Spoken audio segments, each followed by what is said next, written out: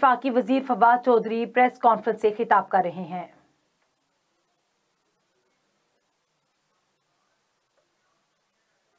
बड़ी terrorist organisation को शिकस्त दी है। हमने बड़ी बड़ी टेररिस्ट ऑर्गेनाइजेशंस को यहां पे धूल चटाई है।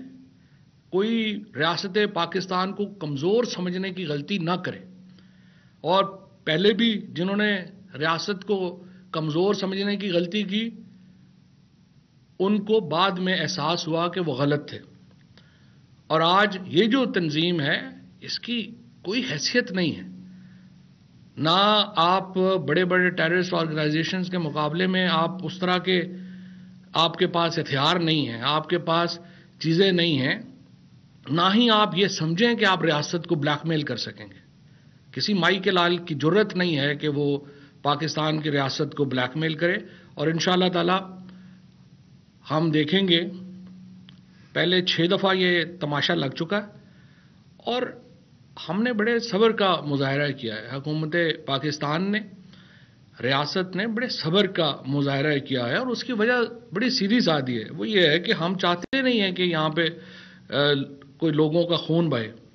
इनकी जो एक क्लास है, जो एक लीडरशिप की जो कुछ लोग हैं, उनको तो फर्क नहीं पड़ता लोगों के जान जाने से, बल्कि वो तो चाहते हैं कि सड़कों के ऊपर खून बहे, वो तो चाहते हैं कि यहाँ तमाशा लगे।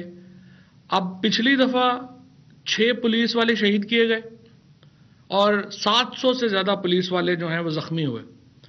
अब 3 पुलिस वाले शहीद हो चुके हैं 2 दिनों में और 49 से ज्यादा जख्मी हो चुके हैं।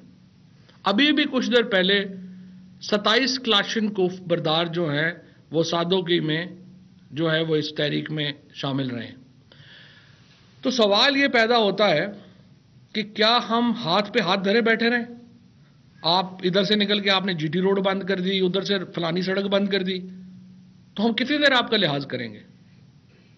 तो बड़ी वाज़ेह बात है, हमने फैसला कल वज़ीर आज़म साहब की सदारत में जो इजलास हुआ उसमें पाकिस्तान की फौज, पाकिस्तान के इंटेलिजेंस इदारे और तमाम मुतल्लिका हुकाम ने उसमें शिरकत की और एक वाज़ेह पॉलिसी डिसीजन लिया गया है।